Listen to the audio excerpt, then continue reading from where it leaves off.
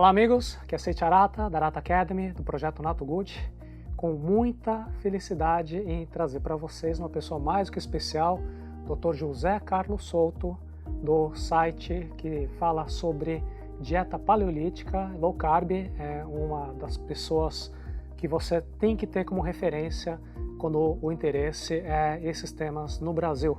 Dr. José Carlos, tudo bem com você? Tudo bem, bom dia, muito obrigado pelo convite. Nossa, muito obrigado pela sua disponibilidade. Nós temos diferentes comunidades por aí, de pessoas interessadas nesses temas e que nos enviaram várias perguntas. Eu tentei organizar em dois grandes grupos. Temos as perguntas mais essenciais, principalmente para os iniciantes, aquelas perguntas mais recorrentes, que aliás eu recomendo para todos vocês que ainda não fizeram uma boa leitura detalhada do site do Dr. José Carlos Souto. Eu vou deixar o link aqui. E você visita, porque a maior parte das perguntas já está muito bem respondida no blog do Dr. José Carlos Souto. De toda maneira, nós vamos repetir aqui as perguntas mais recorrentes para vocês e depois nós temos um segmento mais avançado com perguntas um pouco mais específicas. Doutor, com relação a metabolismo, a Isabel Souza Andrade pede para que a gente dê uma explicação a respeito das diferenças no metabolismo de hidratos de carbono, proteínas e gordura alimentar no organismo, de como cada um desses macronutrientes contribui para acumular gordura corporal. E ela até disse que nem todos os médicos sabem explicar isso com simplicidade e clareza. E a Cláudia também lhe cumprimenta e pergunta se a cada 2 ou 3 horas é importante comer para manter um bom metabolismo do organismo. Eu acho que com ambas as perguntas, tanto da Isabel como da Cláudia, a pergunta fundamental é aquilo que a gente está comendo, o que acontece com esses alimentos que nós comemos dentro do nosso corpo de uma forma simples de entender. Se puder deixar a sua opinião, isso é muito importante para nós. Bom, vamos lá. Obviamente a gente podia falar o dia inteiro sobre isso, né? É uma pergunta ampla. Primeira coisa que a gente tem que entender é que na nossa cabeça o conceito de calorias está muito ligado à alimentação.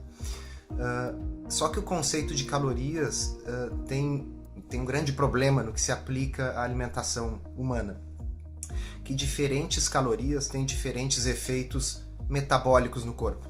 Tá? Então, quando a gente é criança, a gente faz aquela brincadeira, o que pesa mais, 1 quilo de chumbo ou 1 quilo de algodão? Né? E aí, claro, a resposta é que ambos pesam 1 quilo, portanto, ambos pesam a mesma coisa. No entanto, se eu falar o que engorda mais, 200 calorias de algodão doce ou 200 calorias de salmão, a resposta não vai ser tanto faz, ambos são 200 calorias, porque o efeito metabólico e hormonal destes dois alimentos é completamente diferente. Né? De que forma? Então vejamos. Do ponto de vista físico, de fato 200 calorias são 200 calorias. Tá? É a quantidade de calor que eu preciso para elevar 1 litro da água em 200 graus ou então 200 litros da água em 1 grau. Tá? Essa é a definição física, vamos dizer assim. No entanto, se eu pegar, por exemplo, uma folha de papel, tá? Se eu colocar numa lareira, ela vai pegar fogo, ela vai liberar calor, ela contém calorias, mas se eu comer uma folha de papel, não vou engordar, porque o meu corpo é incapaz de extrair essas calorias. Tá? Esse é um exemplo extremo, mas para chamar a atenção de que num sistema físico, o que quer que eu coloque dentro de uma caldeira vai pegar fogo e liberar uma certa quantidade de calor. Mas num sistema biológico, se o organismo vai usar essa energia das calorias para acúmulo de gordura ou se vai utilizar para outras funções metabólicas, é uma decisão biológica e não física. Tá? Feita essa introdução, vamos colocar o seguinte. Tanto gorduras como carboidratos são fontes de energia primárias para o corpo. Tá? As proteínas podem eventualmente ser utilizadas, a função delas é estrutural no corpo, ou seja, é formar enzimas e proteínas no próprio corpo. O processo de converter proteínas, converter aminoácidos, que são os blocos construtores das proteínas, em fonte de energia, ele é um processo custoso no organismo. E este é um dos motivos pelos quais as proteínas são muito difíceis de serem convertidas em gordura, ok? O número de passos bioquímicos que precisam ocorrer para que aminoácidos se transformem em gordura no corpo faz com que a maior parte das calorias das proteínas se percam nesse processo na forma de calor. Tá?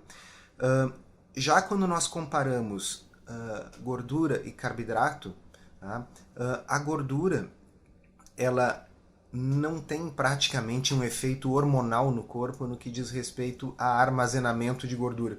Uma vez eu vi um autor que disse assim, talvez nós devêssemos inventar uma palavra diferente para a gordura essa que nós temos acumulada no corpo e a gordura que a gente come, porque isso faz uma grande confusão, né, Seitia? É natural que a pessoa pense, bom, se eu comer gordura, eu vou engordar, é a mesma palavra, tá certo? Mas na realidade não é assim que o corpo funciona. Se eu como salada, eu não vou ficar verde.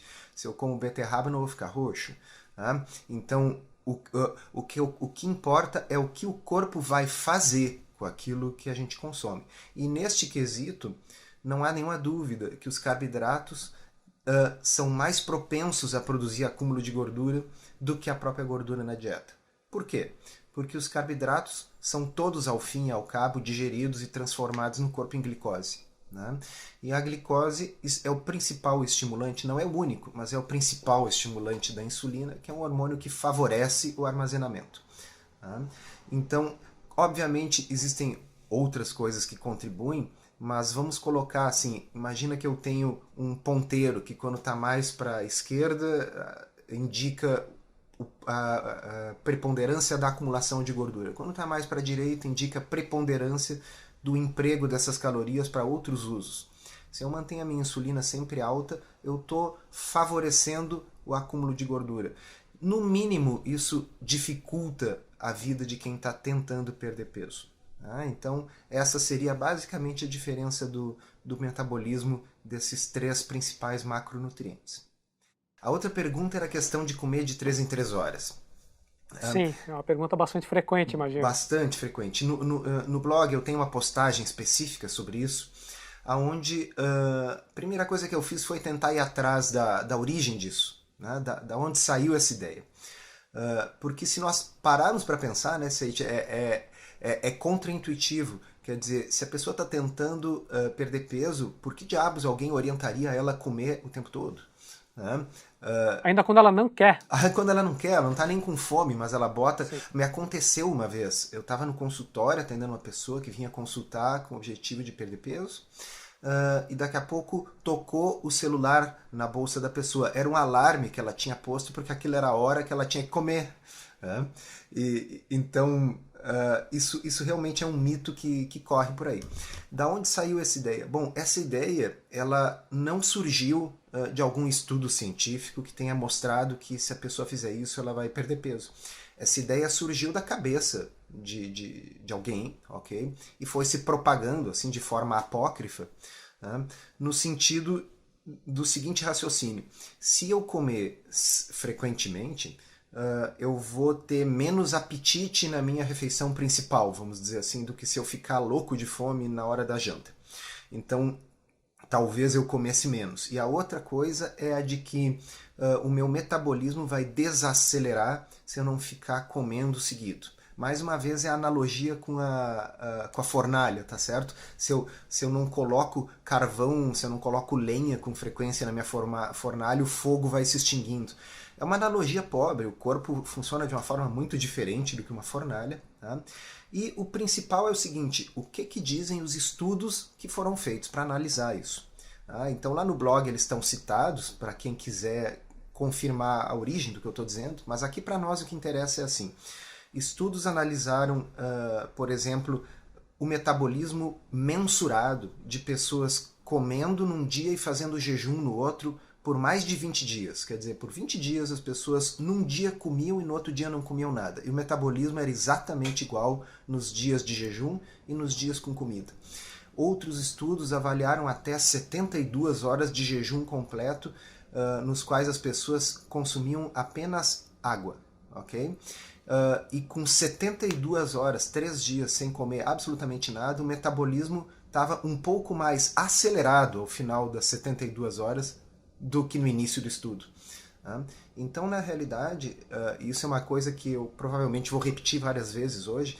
Antes da gente fazer um estudo para saber se nós temos que comer de 2 em 2 horas, ou de 3 em 3, ou de 4 em 4, para não desacelerar o metabolismo, convém sempre primeiro ver se o metabolismo efetivamente desacelera, tá certo?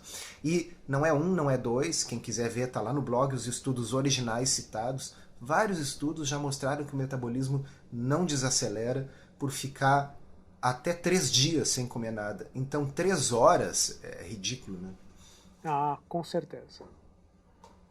Muito bom. Esse papo todo também paira na cabeça das pessoas. Hoje a gente vê nas discussões da internet um foco cada vez mais concentrado nos macronutrientes e menos em calorias.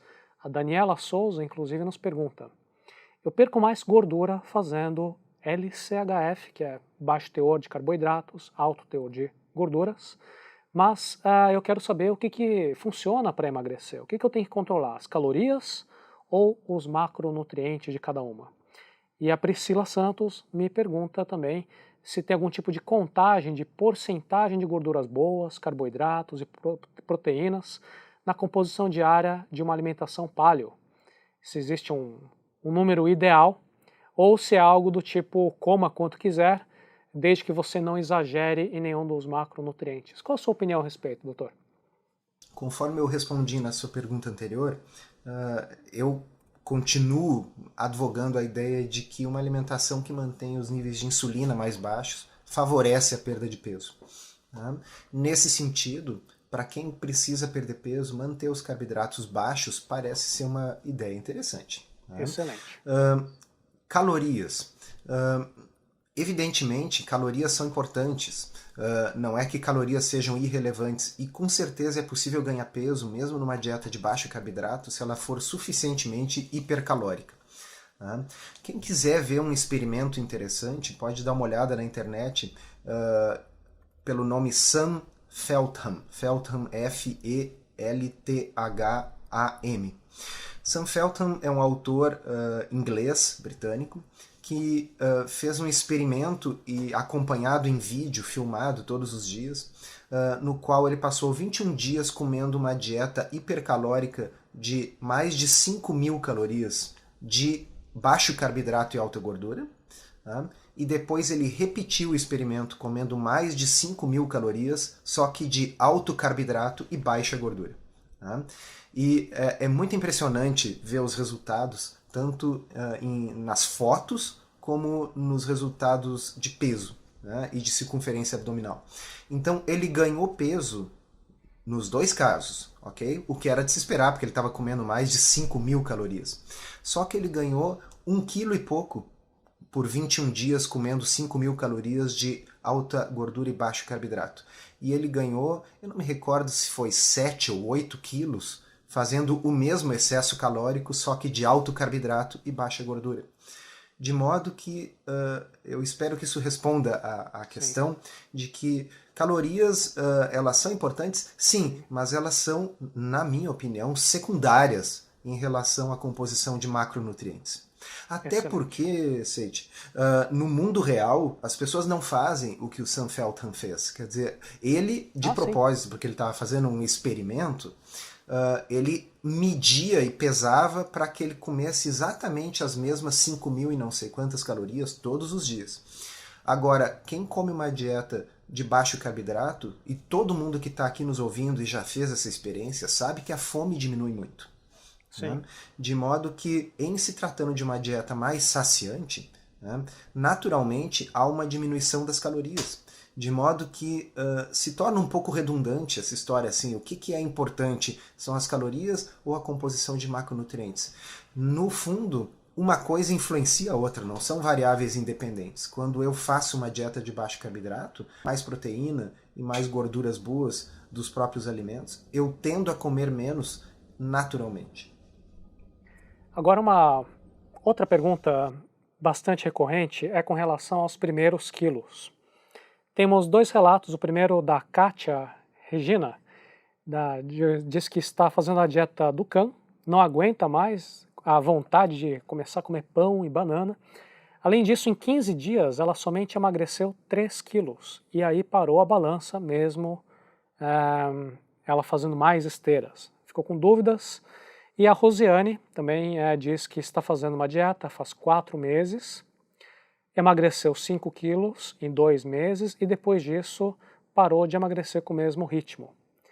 Eu acho que aqui vale aquele comentário a respeito do glicogênio, água e essa surpresa das pessoas com relação àquela expectativa de querer continuar o mesmo ritmo das primeiras semanas, né, doutor? Eu acho que cabe vários comentários aqui. O primeiro é o seguinte, quando a gente monta um esquema desses, uma mudança de estilo de vida, uma mudança na alimentação, na minha forma de ver, isso deve ser uma coisa sustentável no longo prazo e deve ser planejada para ser mantida de forma permanente. Tá? Eu realmente penso que dieta do Kahn não se encaixa nessa descrição, tá? Porque ela é uma dieta pobre em carboidratos e também pobre em gordura. Como nós falamos antes, a gordura não causa as alterações hormonais que favorecem o armazenamento de gordura no corpo. De modo que restringir a gordura se torna desnecessário numa dieta de baixo carboidrato e se torna, na minha opinião, contraproducente. Tá? Contraproducente por quê?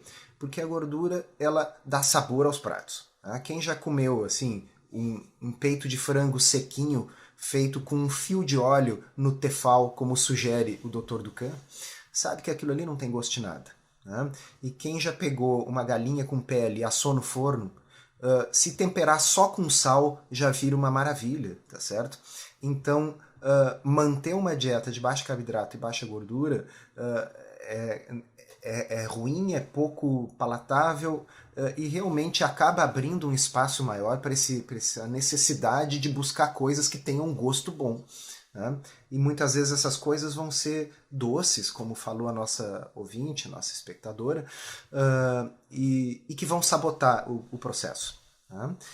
De modo que eu penso que um esquema de baixo carboidrato e baixa gordura, a pessoa faz e ela quer emagrecer muito rápido, porque ela quer se livrar logo daquela dieta, que ela sabe que não vai poder manter o resto da vida, aquilo é insuportável. Ok? Bom, eu estou aqui falando com você e eu, desde que comecei a estudar esse assunto e me convenci disso, eu como uma dieta de baixo carboidrato há 4 anos, ok? Então, se eu como há 4 anos, obviamente isso é um plano de longo prazo. Porque eu me sinto bem, eu me sinto saciado, eu vejo que eu tenho opções saborosas, tá certo? E variadas. Né? Então, isso encaixa na questão do tempo que leva para a gente perder peso. Se eu levar vários meses para perder, ok? Se eu começar a perder lá pelas tantas 1 quilo por mês, né? Portanto, a pessoa pode dizer, bom, isso é muito lento. É lento em termos, porque a pessoa também não engordou 20, 40 quilos em 2, 3 meses, tá certo? Levou tempo para ganhar e pode levar tempo para perder. Tá? No entanto, se a pessoa está com um estilo de vida, com uma dieta incluída no seu estilo de vida, que é sustentável, que não lhe dá fome, que não lhe dá necessidade de sair desesperadamente buscando outros alimentos porque a sua dieta é horrível, tá certo? Bom, então em 10 meses vão ser 10 quilos, tá certo? Quanto à pergunta da perda inicial de peso, você falou muito bem na questão do glicogênio. Vamos explicar, porque eu acho que não é todo mundo que sabe isso, mas o corpo ele armazena energia em 2 formas principais. A maior, mais importante, todo mundo conhece, é a gordura propriamente dita, porque é um local onde nós podemos armazenar energia de forma quase que ilimitada, tá certo? O tecido gorduroso, como nós sabemos, ele se expande para acomodar mais gordura. Já o glicogênio, o que é o glicogênio? É a forma em que a glicose é armazenada no corpo. Né? E o glicogênio ele é armazenado principalmente dentro do fígado e dentro das células musculares. Tá? Nós temos uma capacidade limitada de armazenar glicogênio.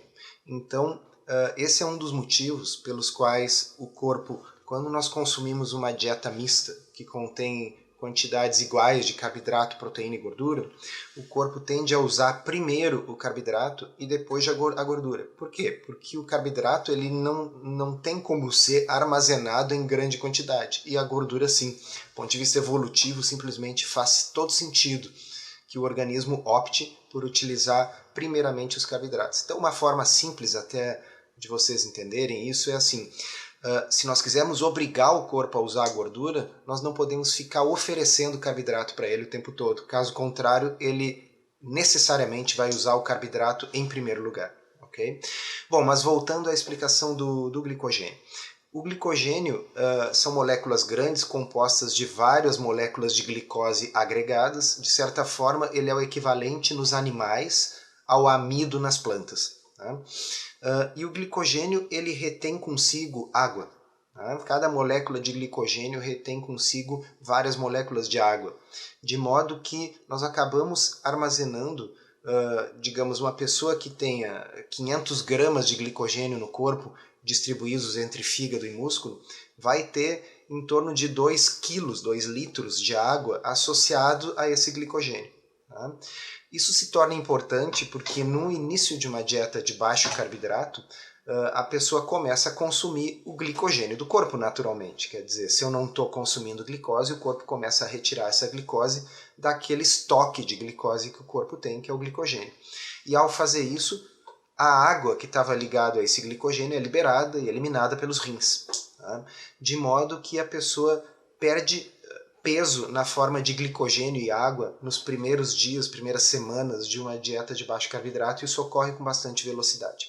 Então seria até ingênuo a pessoa imaginar que começou uma dieta de baixo carboidrato na segunda-feira e chegou no domingo daquela mesma semana com 3 quilos a menos e imaginar que ela eliminou 3 quilos de pura gordura. Okay? Ou que esses 3 quilos vão continuar na próxima semana e na outra, ou e na que isso outra, vai e na continuar outra. assim. Né? Quer dizer, nós evoluímos por milhões de anos com a grande preocupação do nosso organismo sendo de reter calorias e impedir que nós morrêssemos de fome. Então nós não temos um organismo tão incompetente a ponto de perder essa grande quantidade de gordura em tão pouco tempo. Okay? Então o corpo faz força, ele resiste à perda de gordura, isso deve ficar muito claro. Né? E o que nós utilizamos, por exemplo, em dietas de baixo carboidrato é uma estratégia de simular para o organismo uma situação análoga à do jejum. Quer dizer, no jejum, o que acontece? A pessoa não está comendo nada. Tá? Como ela não come nada, os níveis de glicose no sangue tendem a diminuir e isso provoca uma queda brusca da insulina. Essa queda da insulina sinaliza para as células gordurosas que está na hora delas liberarem a gordura contida dentro delas. E esse mecanismo, se a gente parar para pensar, funciona maravilhosamente como um reloginho. Porque justamente no momento do jejum nós precisamos que o corpo use uma fonte alternativa de energia e a melhor fonte seria a própria gordura do corpo.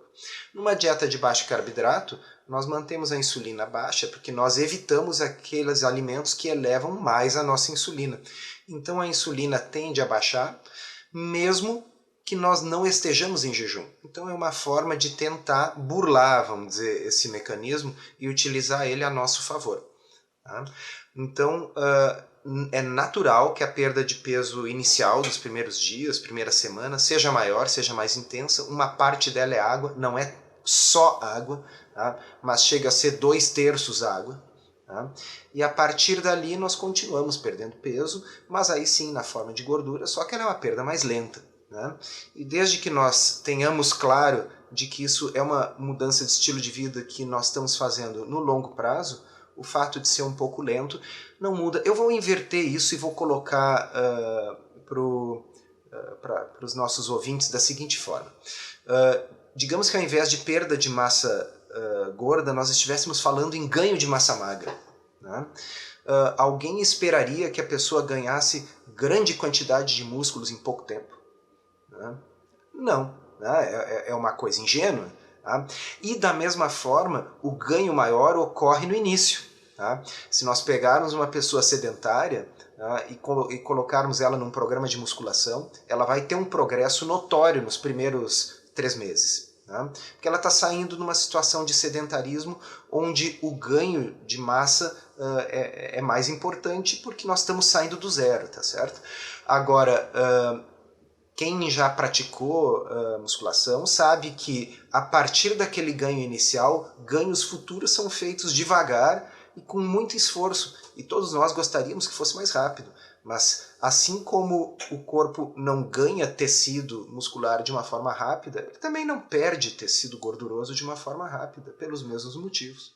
Fantástico. Até gostaria de retomar um pouquinho a primeira resposta relacionada à do Kahn e ao baixo teor de gordura, que muitas pessoas gostariam muito de ter esse sabor nos alimentos, mas a gente nota no inconsciente coletivo, não é, Souto, ainda um certo medo com relação às gorduras e também a qualidade das gorduras. Então aqui nós temos perguntas de vários amigos, são perguntas as mais diferentes possíveis, mas todas elas de alguma maneira ligadas às carnes, à qualidade das carnes e às gorduras alimentares. Começando com o Vitor Hugo Machado, ele quer saber qual é a quantidade de gordura saturada que nós deveremos ingerir por dia. A dieta primal sugere uma quantidade e a paleo sugere outra. Quanto ao ponto em que nós podemos comer carne, procede o raciocínio de que a carne muito bem passada contém substâncias prejudiciais ao nosso organismo? Essa é uma dúvida. Eu vou ler todas elas, que como são todas relacionadas ao mesmo tempo, a gente vai pegando e juntando elas. Jair Machado, quanto de lipídios e proteínas nós poderíamos ingerir sem afetar a perda de peso? Já comentamos um pouco disso, mas acho que vale a memória. Renan pergunta, a comunidade paleo dá um enfoque no grass-fed, na carne alimentada com pasto. Mas para nós, pobres mortais, estamos sem acesso ainda. Poderia dizer como isso afeta a qualidade alimentar de um low-carber brasileiro e se isso realmente faz uma grande diferença no consumo a longo prazo? Quer dizer, ele está comparando com a carne alimentada com grãos, que principalmente é minha pesquisa é principalmente um problema nos Estados Unidos. No Brasil, acho que não é tão grave assim, mas eu gostaria também de saber a sua opinião. Flávia Rodrigues, quero saber sobre a gordura de carnes animais não orgânicos alimentados com grãos. Eu acho, né, Souto, muita gente está lendo os livros americanos e está pegando aquela paranoia do americano importando para o brasileiro. E eu também não é? Vamos trabalhar um pouquinho nelas, depois a gente puxa as próximas? Vamos. Então, assim, ó, vamos começar com essa questão da carne. E deixa eu até falar isso de uma forma mais ampla. Eu penso que a gente tem que imaginar como uma série de círculos concêntricos. Tá? Aquilo que é a coisa mais importante, vamos dizer, está no centro. Depois nós temos um segundo círculo, que são coisas um pouco mais importantes. E assim nós vamos tendo círculos maiores sobre coisas que também são importantes, porém não tanto. Então, vamos explicar o que eu quero dizer. Nós estamos partindo, em geral, de uma pessoa que vinha comendo a dieta ocidental padrão. Ok? Descreva ela para nós, por favor. A dieta ocidental padrão é o quê? É uma dieta com fast food, é uma dieta com doces industrializados, ok? É uma dieta baseada em pães, bolos, massas, biscoitos recheados, ok? Vamos pensar na dieta com a qual a maioria de nós aqui que estamos conversando crescemos e naquilo que nós comemos durante, vamos dizer, os nossos primeiros anos ali de faculdade, tá certo? Aquela coisa que a gente já não estava comendo na casa do pai e da mãe, estava comendo aquilo que o pouco dinheiro permitia comer em cafeteria de faculdade, em barzinho, em restaurante de fast food. Essa é a dieta ocidental padrão, tá? Onde o líquido é o refrigerante, tá? e onde vegetal é batata frita. Tá? Bom, nesse contexto, tá? O primeiro círculo, o círculo mais importante, corresponde ao quê? A restrição dos carboidratos refinados. Ok? Então eu tenho que tirar o açúcar da dieta, eu tenho que parar de comer farináceos. Tá? Eu acho que esse é o ponto padrão. Se uma pessoa simplesmente fizer isso, ela já vai ter uma melhora muito significativa na sua saúde. Provavelmente vai perder peso. Se o sujeito era pré-diabético, os seus exames vão melhorar. Só com isso. Tá? Não importa que ele ainda esteja comendo salsicha tá certo? Porque salsicha é melhor do que pão. Então, nós temos que ter essa noção que existe uma gradação na escala do péssimo para o ruim. Vou até Ok? complementar, se você me permite, é aquela Aham. pessoa que está navegando no Facebook, vê aquele post que foi muito compartilhado recentemente, que a carne do salmão é uma porcaria porque é o salmão de cativeiro, então ele fica com medo do salmão ou de qualquer outro peixe, porque o salmão ele tem um outro pequeno problema, que é a questão do custo, né? Mas você Aham. tem ótimos peixes, também criados em cativeiro, mas que tem um preço muito mais barato, mais acessível. Claro. Fala assim, então eu não vou mais comer esse negócio de peixe, eu vou pegar uma pizza congelada, colocar no micro-ondas, que é mais, não é? Entende? Então, a busca da perfeição leva ou a uma ansiedade extrema, que é o que a Sim, gente chama de ortorexia, quer dizer, a pessoa não consegue praticamente comer mais, ou ela não consegue ter uma vida social, ela não consegue sair para comer com os amigos, porque ela basicamente não coloca nada na boca que não tenha passado pelo crivo dos mais altos sacerdotes do palio mundial. Tá? Ou então a pessoa diz assim, olha, é impossível isso aqui, eu não aguento mais, chuta o balde e vai comer hot pocket, pizza de micro-ondas, esse tipo de coisa. Tá? Então, é muito importante, e eu insisto nisso, eu fiz uma postagem recente sobre isso, que o nosso ouvinte entenda assim, comer qualquer peixe, e eu digo qualquer peixe, tá? É melhor do que não comer peixe nenhum. Eu estou absolutamente convencido disso. E quem quiser, simplesmente procure os dados nutricionais, não em sites de pessoas comprometidas com alguma coisa. Eu digo, vão no site do Departamento Americano de Agricultura, vão no site do Ministério da Saúde, vão num livro-texto, ok? E compare a composição nutricional do salmão de cativeiro e do salmão criado livre. Não há nenhuma dúvida que o salmão criado livre tem uma composição nutricional melhor no que diz respeito à proporção de ômega 3 e ômega 6. Ele tem mais ômega 3 e menos ômega 6. Mas o salmão de cativeiro ainda tem mais ômega 3 do que 6. Okay? A proporção não é tão boa como a do salmão criado solto, mas ele tem. Então, se nós não tivermos essa noção de que há círculos de importância, fica muito difícil. Então, perfeito. nós já imaginamos a nossa pessoa que saiu da dieta ocidental padrão e ela agora está restringindo os carboidratos. Ela leu o livro do Dr. Atkins, tá certo? E chegou à conclusão que ela tem que comer menos carboidratos. Isso já vai ser uma grande coisa, ok? Bom, depois o próximo passo é essa pessoa se dar conta de que o ideal é comer alimentos não processados, tá certo? Porque nós temos, vamos dizer, uma pessoa pode fazer uma dieta Atkins comendo margarina, né? Afinal, margarina é low carb, tá certo? Eu posso fazer uma dieta Atkins tendo como minha fonte de proteína salsicha e mortadela, ok? Bom, então a pessoa se dá conta, não, eu quero alimentos minimamente processados. Então essa pessoa vai começar a comer como fonte de proteína peixe, aves, carne, ovos, tá? Vai começar a comer mais salada, ok? Bom, isso é um salto imenso de qualidade, vamos dizer, o nosso segundo círculo. Tá? Nós saímos da dieta ocidental padrão para uma dieta com menos carboidratos processados. Agora nós estamos começando a pensar em alimentos de origem mais natural, ok? Bom, aí agora nós temos um outro passo que é o seguinte, bom, não basta eu comer esse ovo, eu quero saber se esse ovo foi criado, foi produzido por galinhas que se alimentaram de uma forma mais adequada, que foram criadas soltas e tal. Ok, eu concordo que isso é uma coisa boa. Tá? E quando eu vou no supermercado, eu compro os ovos caipira. Quando eu tenho tempo, eu vou numa feirinha ecológica que tem aqui a uns 2 quilômetros da minha casa e compro ovos que eu sei que foram de animais criados soltos mesmo. Ok? Mas se eu não tiver tempo para nada disso, e se no supermercado não tiver ovos caipira, eu vou comprar o ovo mais comum que tiver. Tá? Porque ele é importante na minha alimentação. Tá? Na minha rotina alimentar, eu gosto de consumir ovos. Tá certo?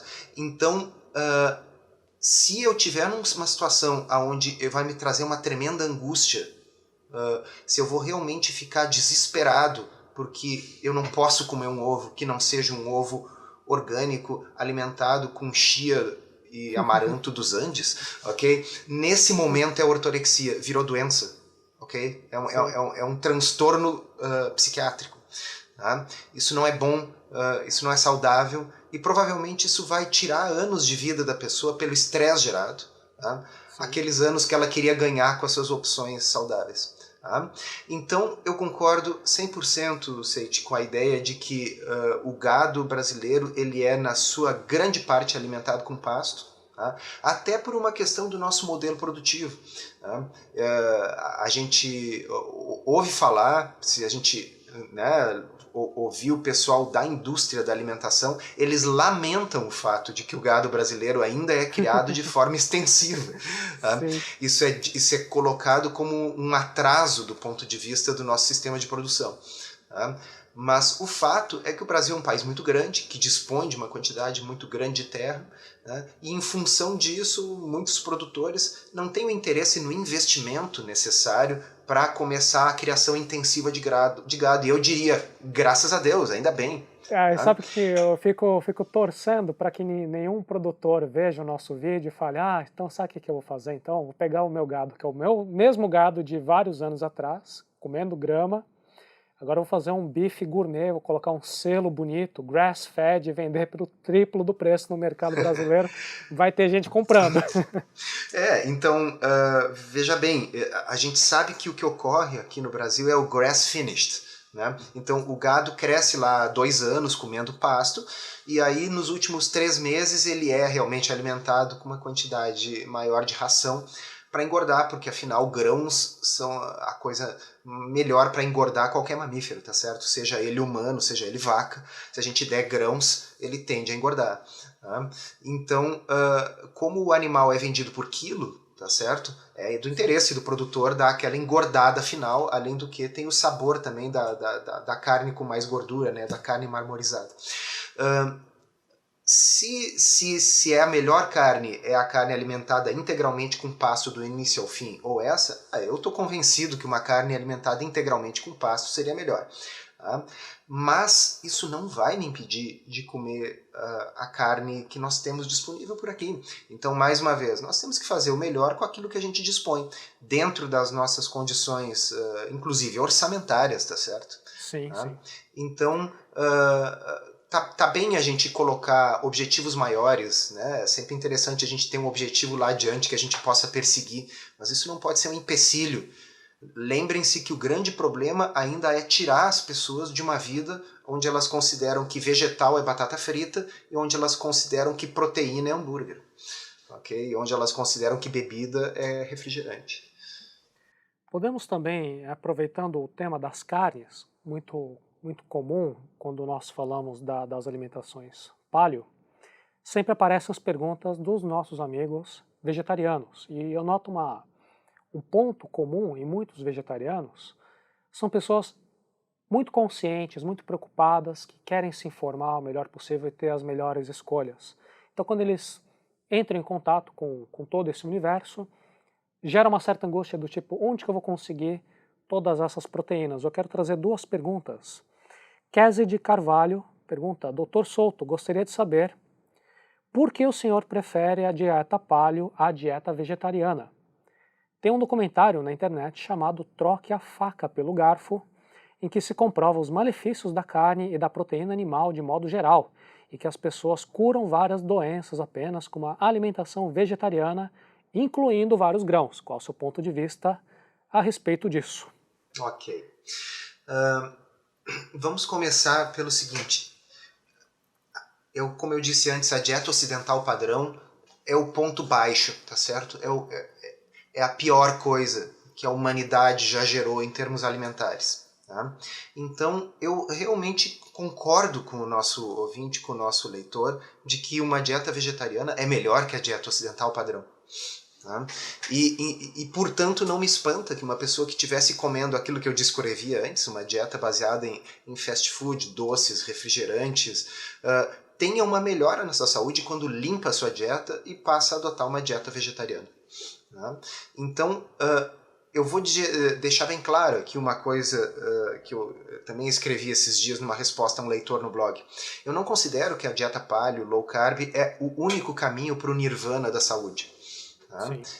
É uma das alternativas, é uma alternativa que tem uma base teórica muito forte na medida em que utiliza um conceito evolutivo aplicado à saúde. É uma alternativa que tem uma série de estudos, ensaios clínicos randomizados que mostram a sua eficácia. Tá? Então, eu comecei a escrever ontem e pretendo continuar escrevendo nos próximos dias, na medida do tempo, uma série de postagens onde eu tento esclarecer para as pessoas que palavras como o documentário X ou Y prova que A ou B é verdade, então isso não existe, tá, pessoal? Um documentário desses, ele é como uma propaganda política, tá certo? Então eu posso usar o mesmo argumento para dizer, olha, o programa do partido político X prova que os seus componentes são honestos e nunca roubaram. Tá? Se eu assistir a propaganda eleitoral do partido X, eles vão provar, eles vão mostrar que eles são honestos, tá certo? Então, existem uma hierarquia das evidências científicas. Tá? Então, esses estudos, vamos colocar assim, para usar a analogia que eu utilizei aí da política, tá? Quando aparece um vídeo gravado de um determinado político recebendo propina e colocando dentro da cueca, tá certo? Aquilo ali é o equivalente no mundo da ciência a um ensaio clínico randomizado. Tá? Quer dizer, é uma coisa inequívoca. Contra aquilo não há o que dizer. Tá bem? Já o resto, muitas vezes, são opiniões. Tá? Então, vamos dizer, um vídeo feito por um vegetariano vai tentar amealhar todo tipo de argumentos, sejam eles válidos ou não válidos, sejam eles argumentos de ensaios clínicos randomizados ou não, no sentido de mostrar que aquilo é a única opção viável, é a única opção saudável. Então, o que eu diria para o nosso leitor? Primeiro, eu acho que a sua opção vegetariana é melhor do que a dieta ocidental padrão. Tá? Mas eu colocaria uma seguinte pulga atrás da orelha. Não existe nenhuma sociedade de estilo de vida tradicional, tá, que seja vegetariana. Tá?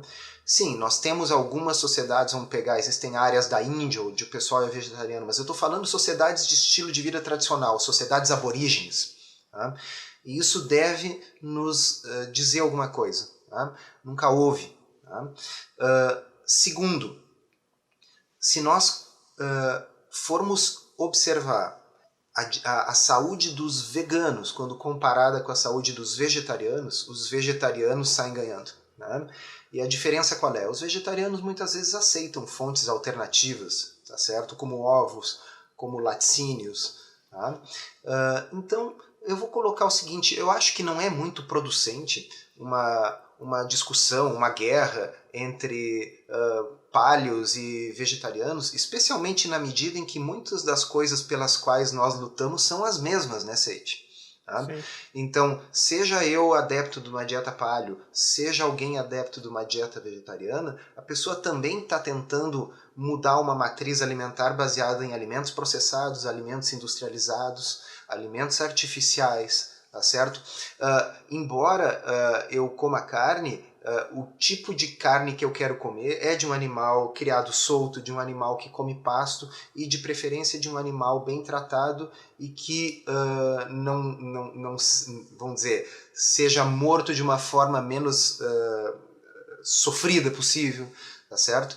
Porque se nós pensarmos na natureza, isso é um argumento interessante, assim, eu não quero me perder muito nesse argumento que nós temos outras coisas para falar, mas a morte dos animais na natureza, em geral, é muito mais cruel, ok? Como é que um herbívoro morre na natureza? Ou ele morre porque ele está velho, perdeu os dentes e vai morrendo de fome no decorrer de semanas e meses, tá? Ou ele é dilacerado pelas presas de um predador.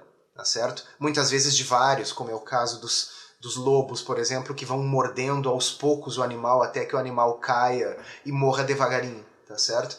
Então,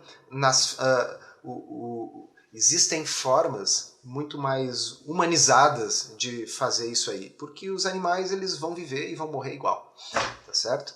Mas eu acho que a discussão fundamental aqui deve ser de tanto dos vegetarianos como daqueles que aderem a uma dieta paleo, buscarem uma dieta com menos alimentos processados, com menos alimentos artificiais, com menos comida industrializada e um tratamento mais digno dos animais, de modo que eu acho que nós temos mais em comum do que em termos de diferenças.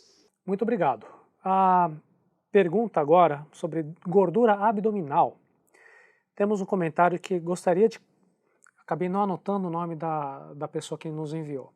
Gostaria de saber quais alimentos ou o que fazer para perder a tal barriguinha, aquela gordura abdominal que nós temos. Isso porque a maior concentração de gordura do meu corpo está na barriga e nos outros locais praticamente não há gordura. Eu acho que nessa situação a gente também tem aí muita coisa para se falar, não é? Uhum. Bom, então assim, ó, a gordura abdominal, ela pode ser uma gordura no subcutâneo do abdômen, quer dizer, abaixo da pele, ou ela pode ser uma gordura dentro do abdômen, a gordura visceral, aquela que envolve os órgãos dentro do abdômen. Tá? Bom, a gordura visceral é reconhecidamente a pior gordura que a gente pode ter para a saúde. Ela está associada com uma série de desfechos ruins em saúde, risco cardiovascular, risco de diabetes, risco de hipertensão, risco de derrame. Tá? Então, essa gordura visceral ela é uma gordura que nós temos que fazer força para eliminar. Mas essa é justamente a gordura que nós conseguimos eliminar melhor com uma estratégia de baixo carboidrato. Tá? Já a gordura subcutânea, aquela gordurinha localizada, aquela gordura cuja preocupação maior é estética, tá? Não tem uma solução fácil para isso, viu, Seiji? Tá? Muitas vezes o que nós temos é o seguinte, vamos ver se eu consigo explicar. À medida que a pessoa engorda, que ela ganha peso, tá? As células adiposas aumentam de tamanho, mas também aumentam de número. Tá? Então vai ocorrendo uma hiperplasia, um aumento da quantidade de células adiposas em determinados lugares do corpo. Quando a gente emagrece, quando a gente perde peso, essas células diminuem em tamanho, mas em geral não diminuem na sua quantidade. Tá? Então, se houve um acúmulo muito grande de células adiposas em determinado local do corpo, para algumas pessoas vai ser aquele pneuzinho na parte de baixo do abdômen, para outros vai ser nos quadris, nas nádegas, enfim. Muitas vezes a pessoa pode perder peso, ela perdeu uma grande quantidade de gordura corporal, mas o acúmulo localizado dessas células adiposas persiste. E nesses casos, quando a questão é estética, muitas vezes só o tratamento cirúrgico vai resolver. Né? E eu não vejo nada contra isso, eu só penso que esse tratamento cirúrgico deve ser feito depois que a pessoa já perdeu o peso que ela podia perder, fazendo mudança de estilo de vida. Tá? Bom, aí sobrou uma gordurinha localizada, se a pessoa pretende produzir uma melhora estética, né, eu acho que pode ir por ali. Até onde eu saiba, não existe evidência científica de que exercícios localizados tenham um efeito localizado sobre as gorduras. Tá? Sim. Isso é uma dessas falácias de academia, né? Vamos fazer um exercício de abdômen para perder a gordurinha do abdômen. Não é assim que funciona. Na realidade, os mecanismos de perda e ganho de gordura são hormonais, são sistêmicos, ocorrem no corpo inteiro. Né? Quando a pessoa, para usar um exemplo bem óbvio, quando a pessoa faz um jejum, ela passa fome no corpo inteiro, ela não passa fome só na barriga ou só no quadril. Okay? De modo que o exercício, embora o exercício sim eu possa contrair especificamente a musculatura do abdômen, mas a musculatura do abdômen não retira a sua energia da gordura do abdômen, ela retira a energia dos nutrientes que estão circulando no sangue, que é o mesmo sangue que circula pelo corpo inteiro. Okay? Então a questão de gordura localizada do ponto de vista estético, eu acho que aquilo que sobrou depois de uma perda de peso tem que ser resolvida em geral do ponto de vista cirúrgico. Esse esclarecimento é muito importante, Souto. Eu acho que eu localizei a pergunta original, é do Luciano que nos mandou. Acho que no caso ele está perguntando especificamente da gordura visceral.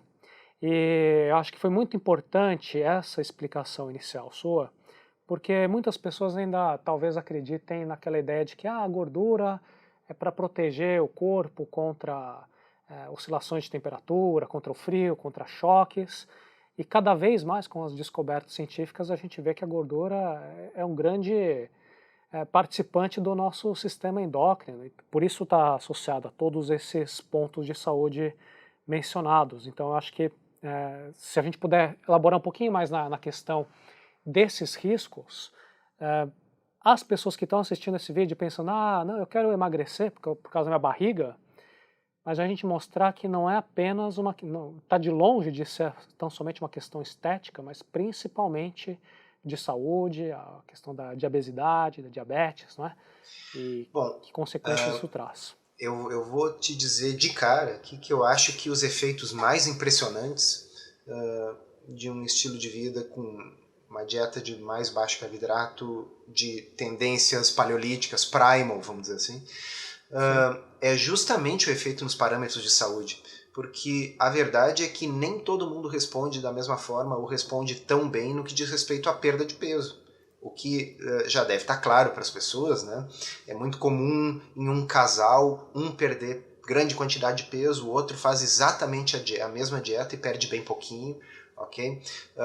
E as pessoas são diferentes, a resposta orgânica de cada um é diferente.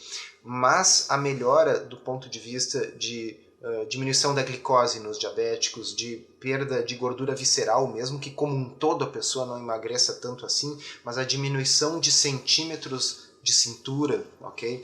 É mais importante do que a diminuição de quilos da balança. Tá? Justamente porque essa gordura visceral, ela tá, como o Seiji falou, o tecido adiposo ele também funciona como um órgão endócrino secretor de uma série de substâncias, hormônios e citocinas, tá? Que trazem uma série de problemas. Tá? Então, vamos dar um exemplo assim.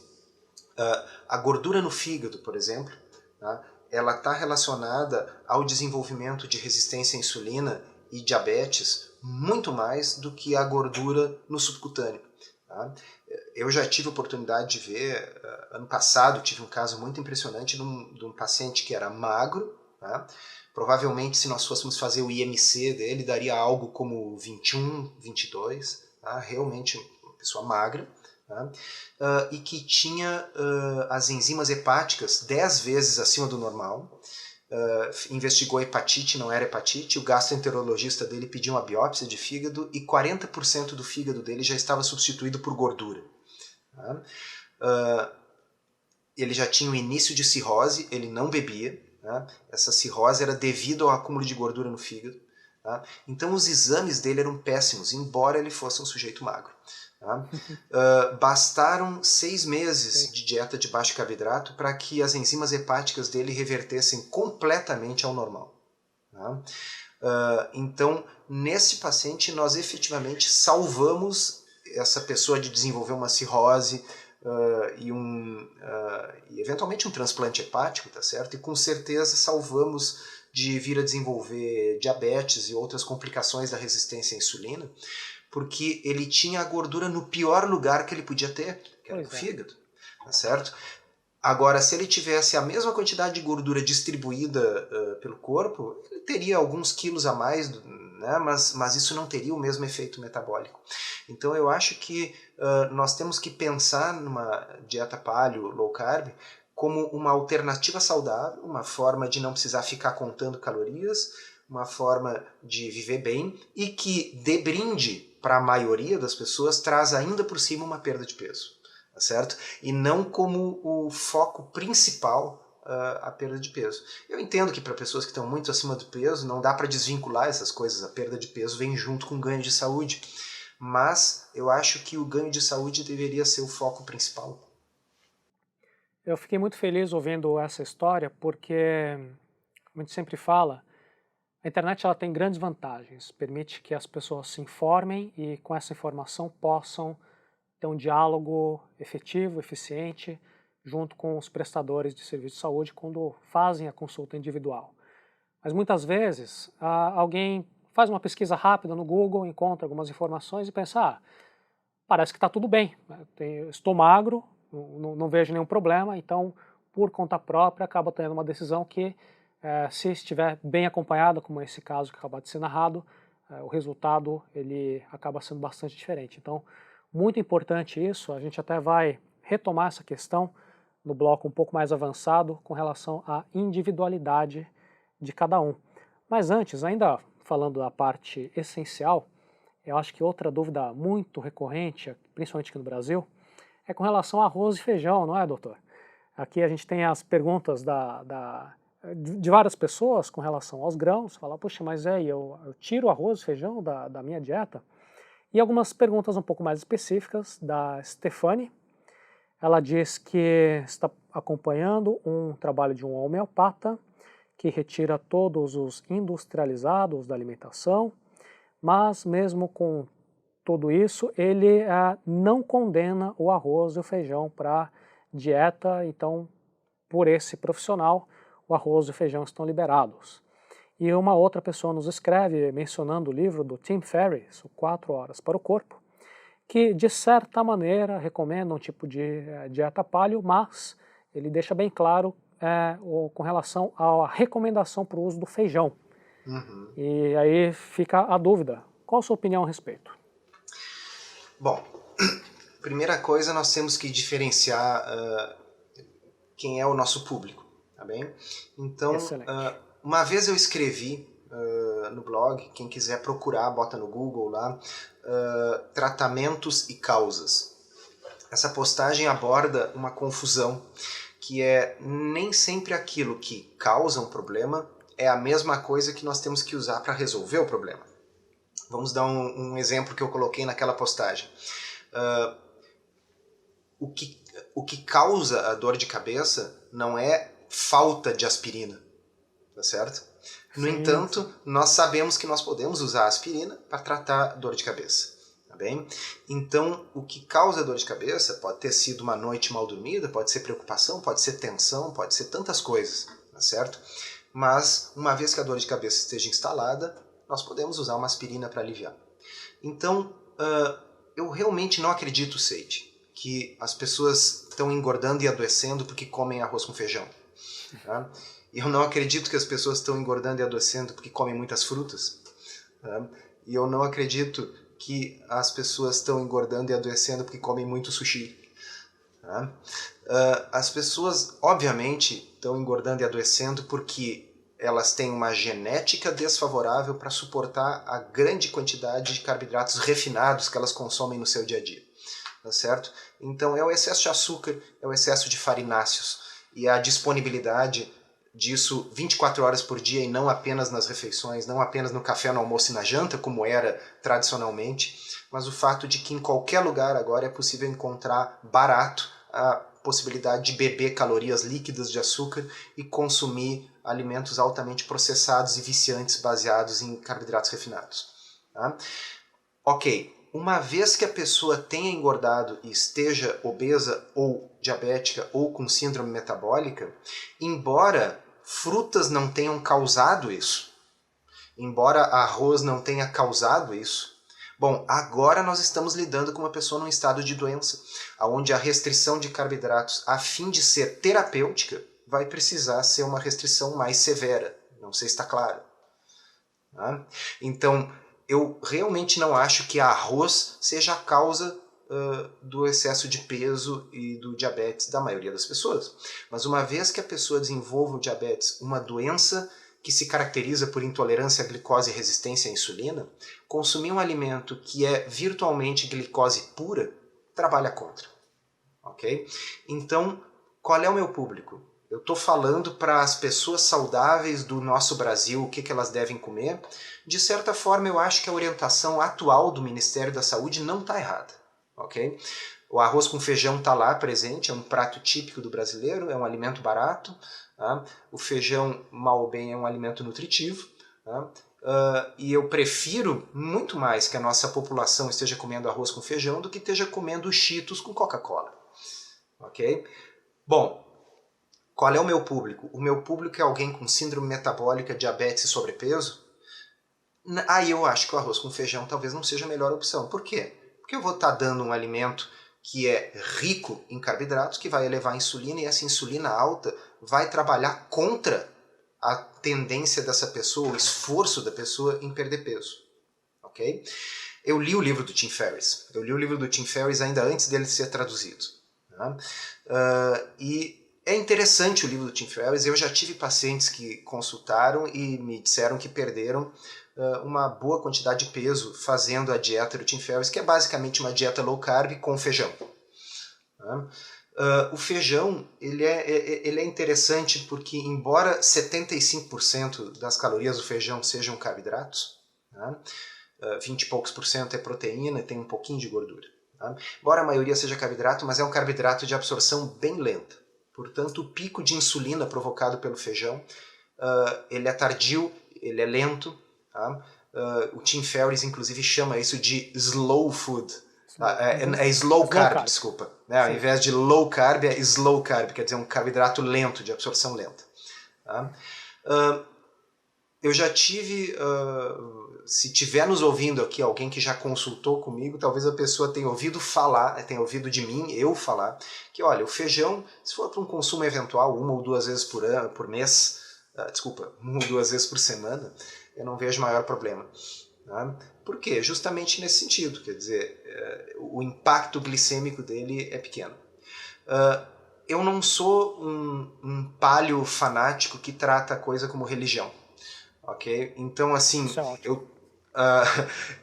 o feijão, se nós formos ver na literatura médica, nos estudos, inclusive há alguns ensaios clínicos, comparando um grupo onde há um aumento proposital das leguminosas, das coisas que crescem em vagens, como feijão e lentilha, versus um grupo controle, normalmente o grupo que consome leguminosas tem desfechos de saúde melhor. Tá? Então, eu discordo um pouco dessa ideia da paleo original do Dr. Cordain, de que as leguminosas são terríveis porque elas são cheias de antinutrientes, etc. Eu acho que elas são fontes de carboidrato que podem não fazer sentido dentro de uma dieta de muito baixo carboidrato. Ninguém vai conseguir fazer uma dieta cetogênica, por exemplo, comendo feijão, não vai dar certo. Okay? Mas se a pessoa está tentando simplesmente restringir os seus carboidratos a, digamos, 60, 70 gramas de carboidrato por dia, dá para comer um feijão, uma lentilha de vez em quando. Tá? Talvez alguns pacientes que tenham doenças autoimunes tenham alguma dificuldade com esses alimentos, talvez adiante a gente possa falar sobre isso. Tá? Então, o que eu quero traduzir aqui para os nossos leitores é assim, existem nuances nisso. Tá? Mas é muito importante a gente diferenciar qual é o público que nós estamos tratando.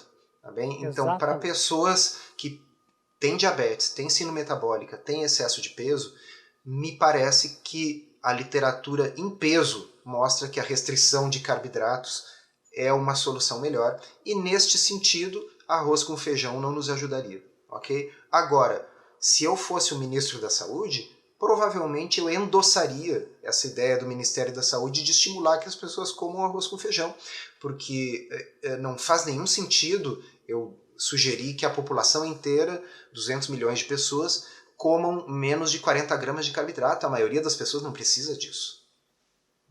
Fantástico. Sou mais uma vez, eu sou grande admirador do seu trabalho, recomendo fortemente que todos que estão assistindo o vídeo leiam o seu blog. Muitos destes pontos nós encontramos explicados até em mais detalhes no blog, em todas as discussões, nos comentários.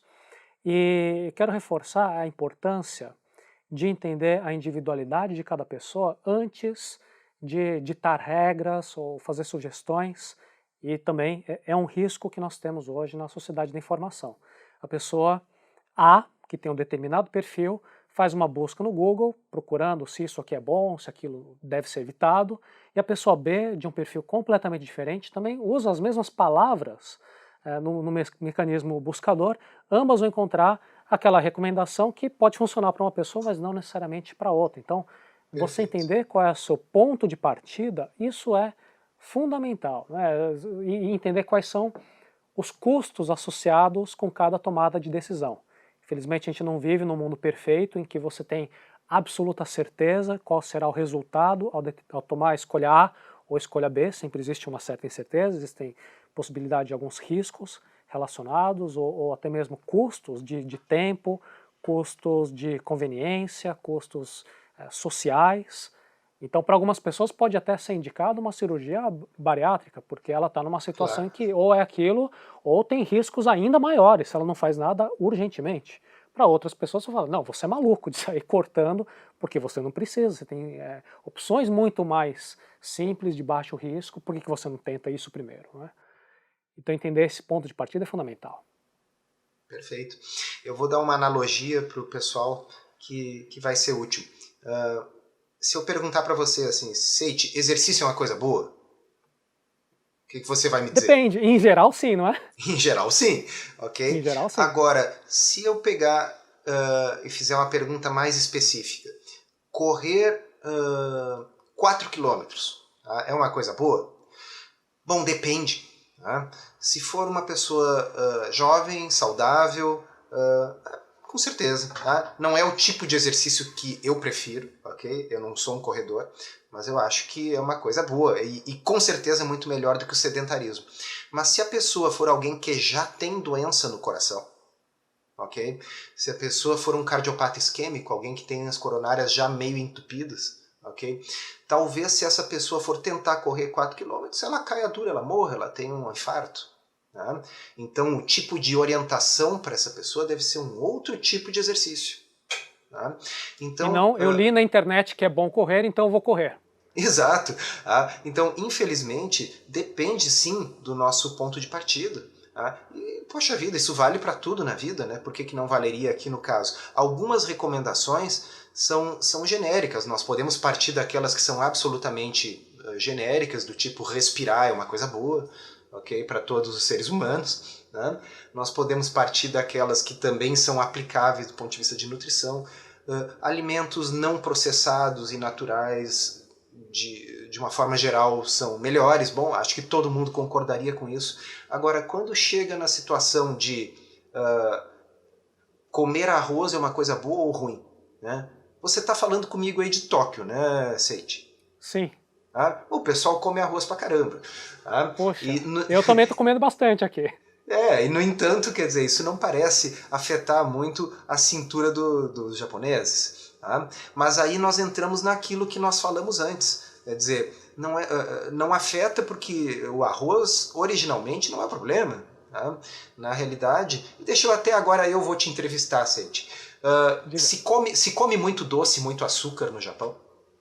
Você sabe que é tão interessante isso, porque inclusive minha namorada, a gente saiu do restaurante, foi 3 dias atrás, ou 2 dias atrás, não me recordo. Eu perguntei para ela, você quer procurar algum lugar com alguma sobremesa? E ela falou, não, não estou com vontade, porque o prato principal, ele já é um pouco adocicado. Então você não fica... Aliás, se você vai para um restaurante muito tradicional japonês e procura pelas sobremesas, ou não tem, ou é algo que, pelo menos pro brasileiro típico, não é algo muito apetitoso, porque é um doce feito de feijão, é um feijão meio docinho e coisas parecidas. Então, o prato principal ele já tem uma certa doçura, e a sobremesa, quando existe, ou quando você vai atrás, ela tem um sabor até um pouco salgado. Então é um conceito diferente.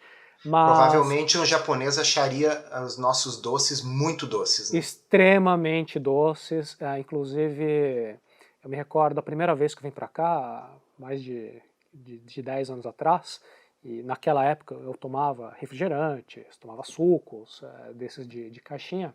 Eu notei que os refrigerantes e sucos daqui, eles eram muito menos doces do que os brasileiros. Então, mas voltando àquela ideia da dieta tradicional ocidental, de forma alguma você vê o cidadão médio aqui se empanturrando com aquela quantidade de doces, de biscoitos, chocolates, farináceos, Farináceos, pães. né?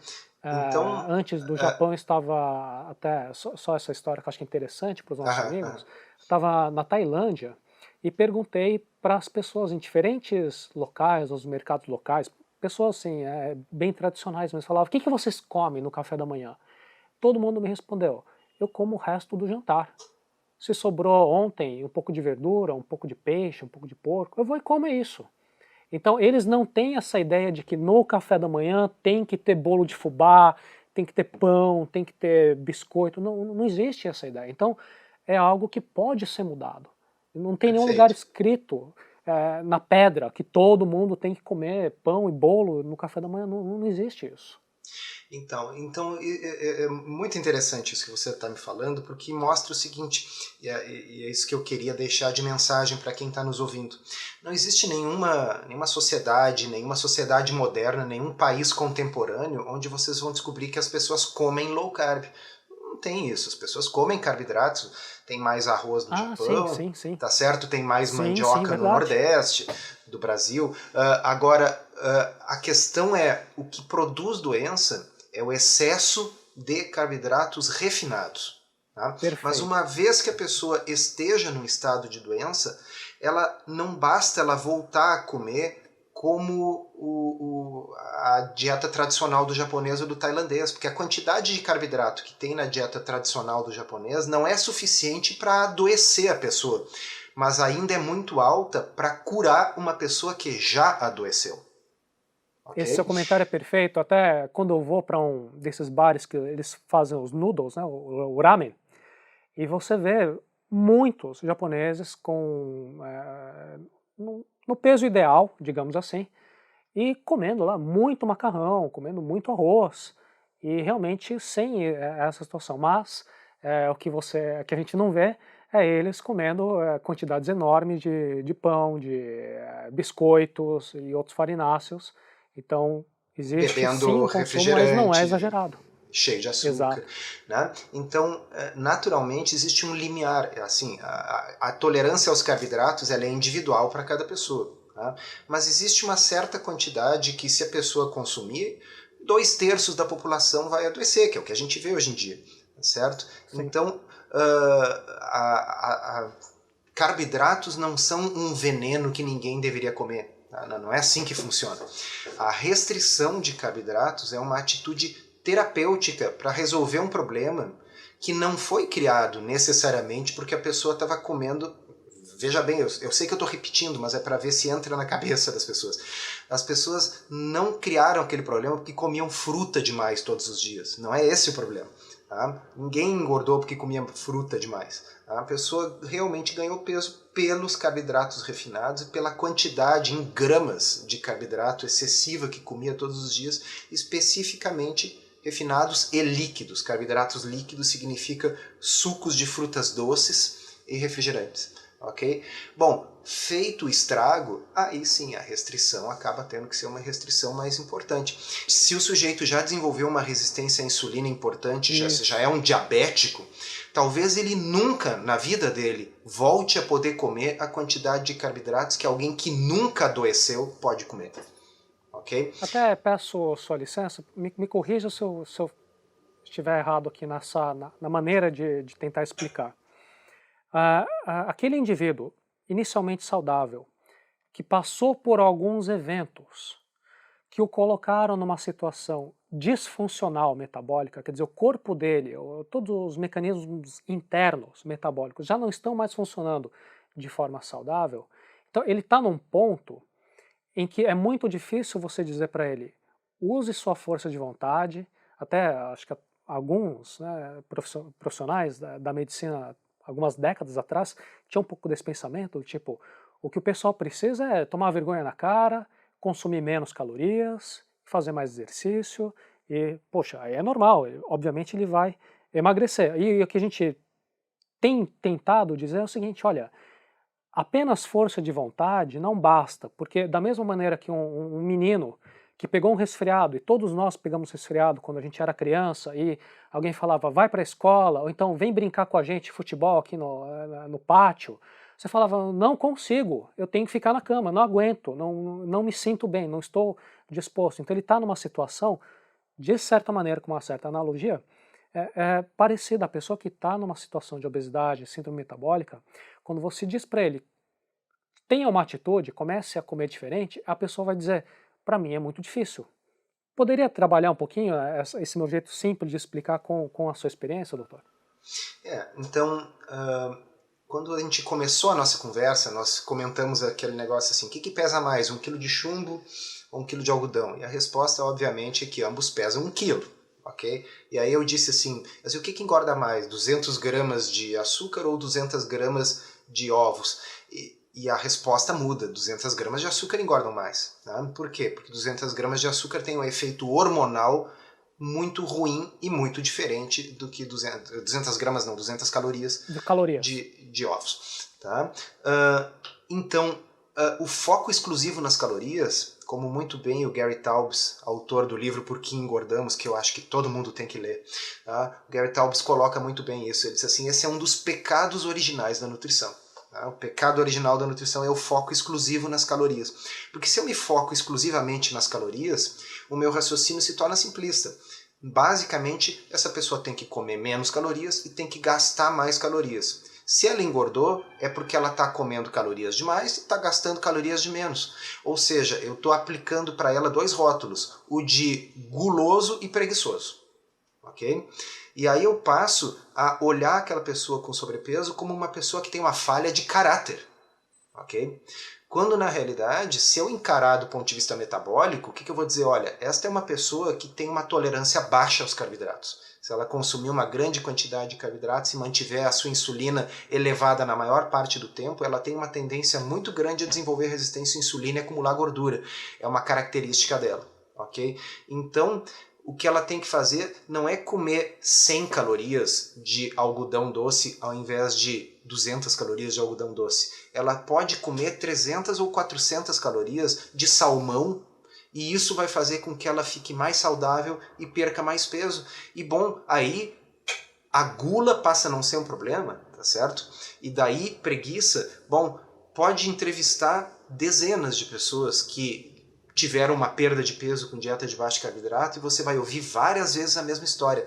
Olha, passada aquela fase inicial de 1 a 2 semanas de adaptação, onde a gente se sente mais fraco, começa a dar uma energia e a pessoa praticamente sente um desejo de começar a praticar alguma atividade física, a fazer caminhadas, a entrar numa academia, porque a pessoa sente energia sobrando. Claro, aquelas calorias que estavam sendo desviadas para armazenamento subitamente estão disponíveis. Né? Então, é duplamente deletério essa história de se focar exclusivamente nas calorias. Primeiro, porque do ponto de vista fisiológico está errado. E segundo, porque do ponto de vista sociológico e psicológico a gente está culpando a vítima. Né? Seria a mesma coisa que, sei lá, eu culpar uma pessoa que tem câncer porque ela tem câncer. Né? Quer dizer, não é assim que a gente faz. Tá? Então, eu acusar uma pessoa de gula e preguiça, quando na realidade essa pessoa tem um transtorno fisiológico hormonal, é um negócio meio cruel, né? Gostaria de mencionar que nós temos aqui mais dezenas e dezenas de perguntas. Obrigado mais uma vez a todos os nossos amigos que enviaram dúvidas. Eu procurei, na seleção, trazer aquelas que pareciam as mais recorrentes. Tem muitas dúvidas individuais, porém, tem também muitas perguntas que se repetiram bastante. Uma que eu gostaria de apresentar com relação a hormônios. Várias amigas nossas enviaram perguntas com relação a hormônios. Temos algumas de jejum intermitente e várias outras, muitas perguntas bastante específicas. Mas nosso tempo é limitado e quero mais uma vez agradecer ao doutor pela disponibilidade. Souto, muito obrigado. Vou colocar mais uma vez o link para que vocês possam ler os materiais do Souto. Ele é muito acessível, você pode interagir com ele também pelo Twitter. E obrigado mais uma vez, parabéns pelo trabalho. Muito obrigado pelo convite.